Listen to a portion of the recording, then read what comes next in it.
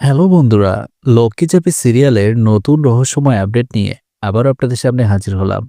আজকের গল্পটা শুরু হচ্ছে আলো ঝলমলে বিয়ের আসর থেকে, যেখানে সবাই আসছে, কিন্তু একজন মেয়ের বুকের ভিতর শুধু কান্না। আজকের লক্ষ্মী চাপি মানে শুধু একটা সিরিয়াল নয়, আজকের পর্ব মানে একজন মেয়ের শেষ চেষ্টা, যে ভালোবাসার জন্য সবকিছু দিয়ে দিতে রাজি। তো চলুন শুরু করা যাক আজকের সম্পূর্ণ গল্প। নীলুর বাড়িতে উৎসবের সাজ, ফুল, আলো, হাসি, সবকিছু ঠিক আছে, শুধু একটা জায়গায় ফাঁকা। জাপি চুপচাপ দাঁড়িয়ে আছে এক কোণে, কেউ খেয়াল করছে না, কারণ সেই আনন্দের অংশ নয়। নীলু বরের পোশাকে বেরিয়ে আসে, জাপির চোখ আটকে যায় তার দিকে। সে মনে মনে বলে, এই মানুষটাই কি একদিন আমার আপন ছিল না? একটু পিছনে আমরা চলে যাই, ফ্ল্যাশব্যাক। নীলু আর জাপির প্রথম দেখা। জাপির সরল হাসি, নীলুর অচেনা টান। নীলু বলেছিল, জাপি, তোকে ছাড়া আমি নিজেকে ভাবতে পারি না।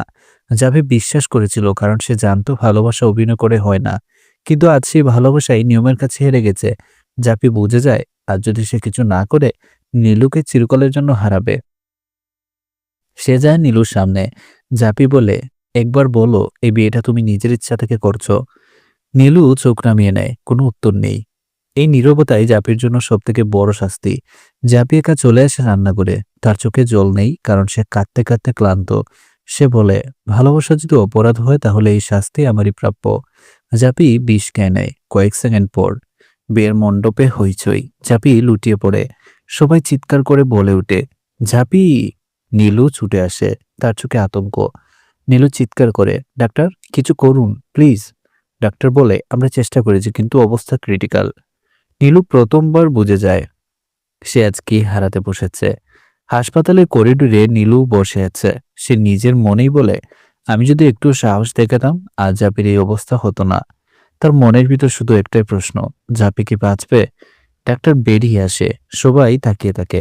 ডাক্তার বলে, পরবর্তী 24 ঘন্টা খুব গুরুত্বপূর্ণ। জাপির জীবন এখন দড়ির উপর ঝুলছে। আর ঠিক এখানেই শেষ হয় আজকের পর্ব। আগামী পর্বে জাপি কি মৃত্যুর সঙ্গে লড়াই জিততে পারবে? নীলু কি সাহস করে সমাজের বিরুদ্ধে দাঁড়াবে, নাকি আরো বড় ট্র্যাজেডির দিকে এগুচ্ছে এই গল্প? সব জানতে চোখ রাখুন লক্ষ্মী জাপিতে। দেখা হবে পরবর্তী আপডেট নিয়ে। এই পর্যন্ত সবাই ভালো থাকুন। ধন্যবাদ।